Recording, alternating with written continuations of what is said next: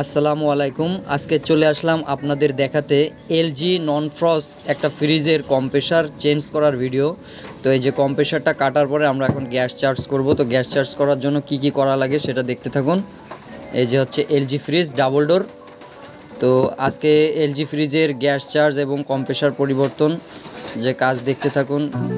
Metre লাগানো হলো, gas charging metre.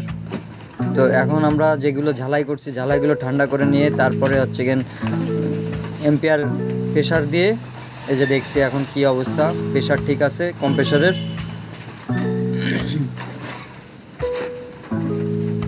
Pressure check করা হয়ে গেছে, এখন আমরা এটা জয়েন করব মুখে। যেহেতু প্রেশার ঠিক আছে, জয়েন করার পরে এম্পিয়ার মিটার লাগায়ে এটা চেক করব যে গ্যাসের পরিমাণ কতটুকু আছে আর এম্পিয়ার কত নিচ্ছে এই মেশিনে। তো কত নিচ্ছে এম্পিয়ার এটা দেখার পরে কতটুকু গ্যাস দেওয়া যাবে। তো এই যে থাউজেন্ড দিয়ে আমরা এই গ্যাস পাইপের ভিতরে আগে গ্যাস দেওয়ার আগে পরিষ্কার করে নিলাম। এই যে এখন গ্যাস চার্জ চলছে।